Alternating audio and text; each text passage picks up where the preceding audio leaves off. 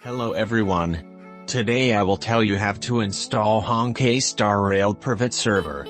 First, go to the site. Link in description. Click on download button. Open the archive. Attention! In order for the server to install correctly, you must turn off antivirus during the installation.